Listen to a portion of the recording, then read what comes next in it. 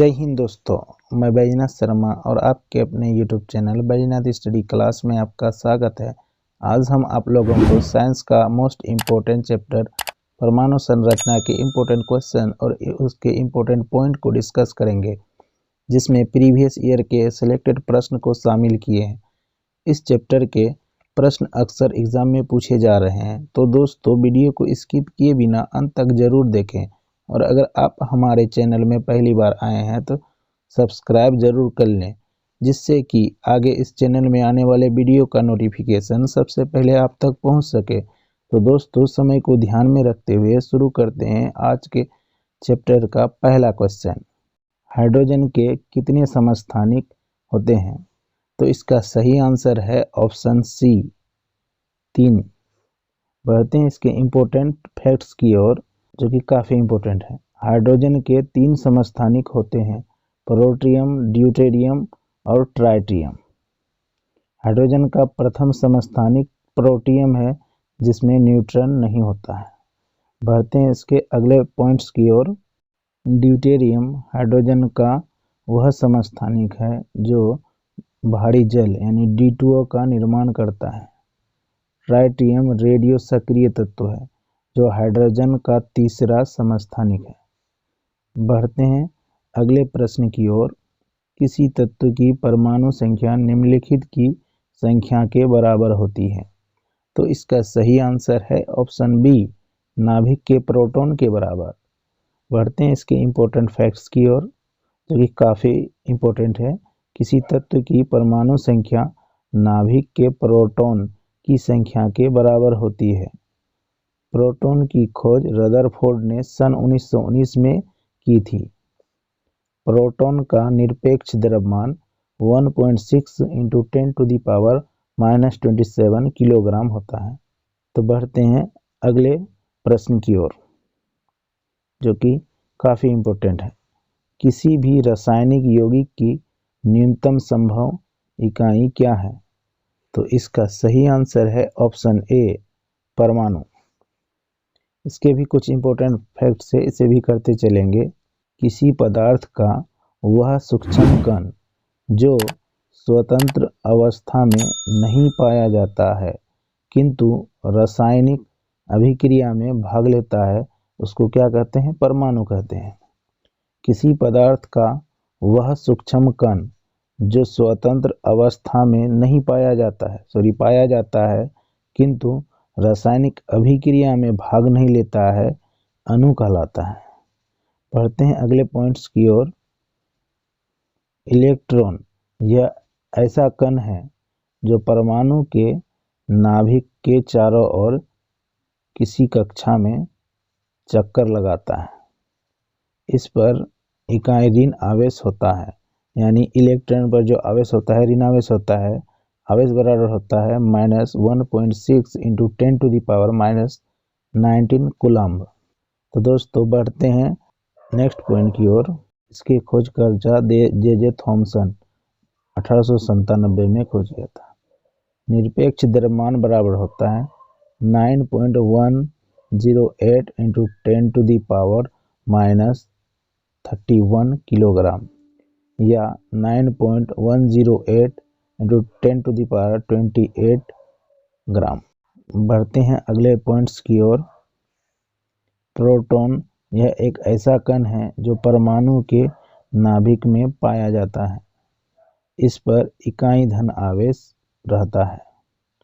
आवेश बराबर होता है, पॉजिटिव होता है इसका आवेश 1.6 × 10⁻⁻19 कूलम्ब। इसके खोजकर्ता गोल्डस्टीन, जिन्होंने 1886 में इसका खोज किया था। इसका निरपेक्ष द्रव्यमान होता है 1.672 × 10⁻⁻27 किलोग्राम। न्यूट्रॉन के खोजकर्ता जेम्स चैडविक, जिन्होंने 1932 ईस्वी में इसका खोज किया था। इसका निरपेक्ष द्रव्यमान होता है 1.6750 × 10⁻⁻27 किलोग्राम। बढ़ते हैं नेक्स्ट पॉइंट की ओर। न्यूट्रॉन परमाणु के नाभिक में उपस्थित होता है। इसका द्रव्यमान प्रोटॉन के द्रव्यमान के बराबर होता है। न्यूट्रॉन आवेशहीन है अर्थात शून्य है। तो बढ़ते हैं अगले प्रश्न की ओर। मैग्नीशिया का मुख्य उपयोग किसमें किया जाता है? तो इसका सही आंसर है ऑप्शन ए, मृदु विरेचक के रूप में। बढ़ते हैं इसके इम्पोर्टेंट फैक्ट्स की ओर, जो कि काफ़ी इम्पोर्टेंट है। इसका उपयोग मृदु विरेचक के रूप में होता है। मिल्क ऑफ मैग्नीशिया यानी MgOH का होल ट्वाइस का उपयोग एसिडिटी दूर करने में होता है। प्रतिजैविक एंटीबायोटिक में होता है, जो जीवाणु के विरुद्ध कार्य करता है। बढ़ते हैं अगले पॉइंट्स की ओर। पीराहारी एंटीपायरेटिक्स है जो दर्द निवारक है। तो बढ़ते हैं अगले प्रश्न की ओर। भारी जल में हाइड्रोजन की जगह क्या होता है? तो इसका सही आंसर है ऑप्शन सी, हाइड्रोजन की जगह ड्यूटेरियम होता है। तो बढ़ते हैं इसके इम्पोर्टेंट फैक्ट्स की ओर। भारी जल में हाइड्रोजन की जगह ड्यूटेरियम होता है। भारी जल यानी D2O परमाणु रिएक्टर में मंदक के रूप में उपयोग होता है। भारी जल का अणुभार 20 होता है। इसकी खोज यूरे ने की थी। दोस्तों ये सारे पॉइंट्स काफ़ी इम्पोर्टेंट है, क्योंकि इन्हीं पॉइंट में से कई बार एग्जाम में प्रश्न पूछे जा चुके हैं, तो इन्हें जरूर ध्यानपूर्वक देखिएगा। तो बढ़ते हैं अगले प्रश्न की ओर। किसी तत्व के समस्थानिक में भिन्नता का कारण उन्हें निम्नलिखित की संख्या का भिन्न होना। तो इसका सही आंसर है ऑप्शन बी, न्यूट्रॉन का भिन्न होना। बढ़ते हैं इसके इम्पोर्टेंट फैक्ट्स की ओर। जानते हैं कि समस्थानिक यानी आइसोटोप क्या होता है। ऐसे तत्व जिनका परमाणु संख्या समान किंतु द्रव्यमान संख्या भिन्न भिन्न हो, उसे समस्थानिक कहते हैं। जैसे कार्बन का जो है परमाणु संख्या यहाँ समान है, लेकिन ये जो है द्रव्यमान संख्या भिन्न भिन्न है। बढ़ते हैं अगले पॉइंट्स की ओर। जानते हैं समभारिक यानी आइसोबार किसे कहते हैं। ऐसे तत्व जिनका परमाणु संख्या भिन्न भिन्न हो किंतु द्रव्यमान संख्या समान हो, उसे समभारिक कहते हैं। जैसे आर्गन का परमाणु संख्या यहाँ आपका भिन्न भिन्न है यानी अलग अलग है, लेकिन द्रव्यमान संख्या सबका सेम है यानी समान है, बराबर है। तो दोस्तों ये दोनों समस्थानिक और समभारिक काफ़ी इम्पोर्टेंट हैं। इनसे कई बार एग्जाम में प्रश्न पूछे जा चुके हैं, तो इन्हें जरूर याद कर लीजिएगा। बढ़ते हैं अगले प्रश्न की ओर। अपवर्जन एक्सक्लूजन सिद्धांत का प्रतिपादन किसने किया था? तो इसका सही आंसर है ऑप्शन ए, पाउली ने। बढ़ते हैं इसके इम्पोर्टेंट फैक्ट्स की ओर। पाउली का अपवर्जन सिद्धांत क्या कहता है? किसी उप कक्षा में दो इलेक्ट्रॉन के चारों ओर क्वांटम संख्या समान नहीं होती है। आइंस्टीन ने E बराबर mc² का सिद्धांत दिया। न्यूटन ने गति के नियम का प्रतिपादन किया। बढ़ते हैं अगले पॉइंट्स की ओर। इन्होंने 1686 में अपनी प्रसिद्ध पुस्तक प्रिंसिपिया में पहली बार गति के नियम को लिखा। तो बढ़ते हैं अगले प्रश्न की ओर। किसी तत्व के परमाणुक भार को किसमें व्यक्त किया जाता है? तो दोस्तों इसका सही आंसर है ऑप्शन डी, AMU। ए होता है एटॉमिक मास यूनिट यानी परमाणु द्रव्यमान संख्या। बढ़ते हैं इसके इम्पोर्टेंट फैक्ट्स की ओर।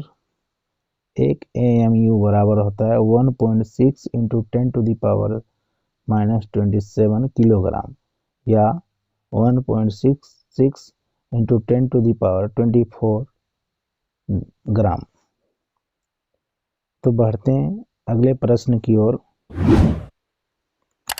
यूरेनियम का कौन सा आइसोटोप न्यूक्लियर रिएक्टर में होने वाली श्रृंखला प्रतिक्रिया को जारी रखने की क्षमता रखता है? तो इसका सही आंसर है ऑप्शन सी, यूरेनियम 235। बढ़ते हैं इसके इम्पोर्टेंट फैक्ट्स की ओर। यूरेनियम के दो समस्थानिक हैं। पहला है यूरेनियम 238 तथा यूरेनियम 235। यूरेनियम का उपयोग अवैध नाभिकीय विस्फोटकों के निर्माण में किया जाता है। यूरेनियम का परमाणु क्रमांक 92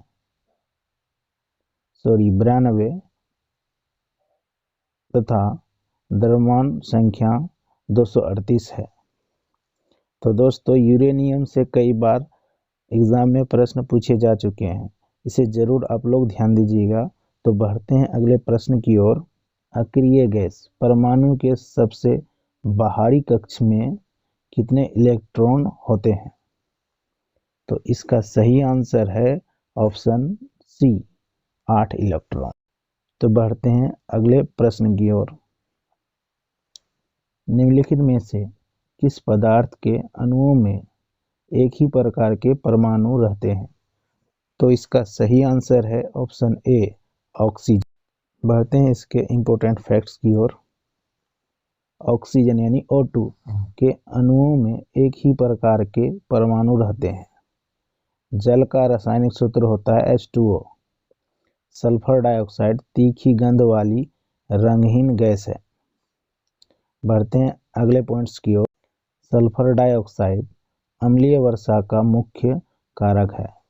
कार्बन डाइऑक्साइड वायुमंडल में 0.03% होता है।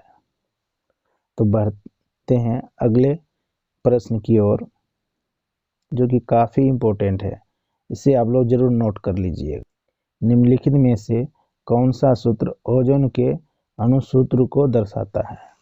तो इसका सही आंसर है ऑप्शन बी, O3। तो बढ़ते हैं इसके इम्पोर्टेंट फैक्ट्स की ओर। ओजोन की खोज स्कोन बीन ने किया था।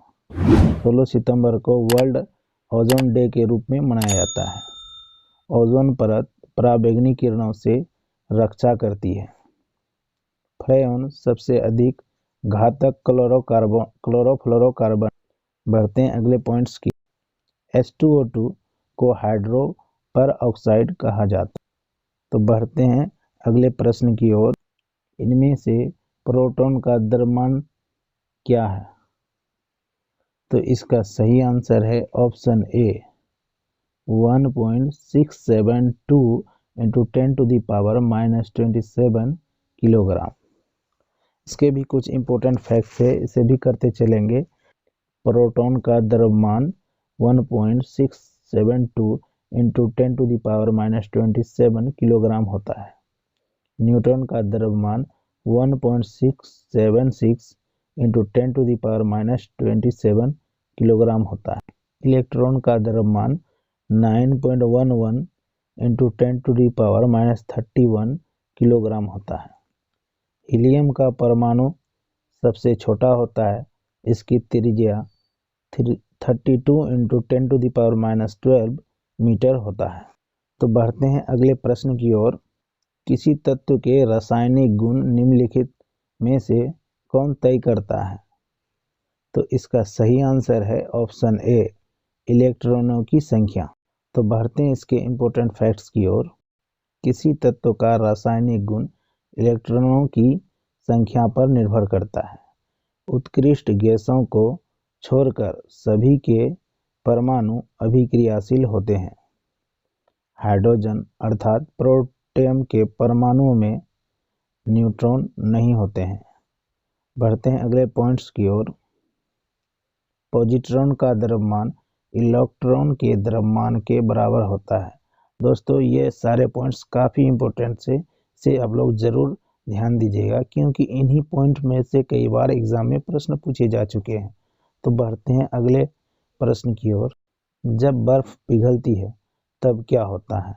तो दोस्तों, इसका सही आंसर है ऑप्शन बी, आयतन इसका घटता है। तो दोस्तों, आपका अंत तक वीडियो में बने रहने के लिए बहुत बहुत धन्यवाद।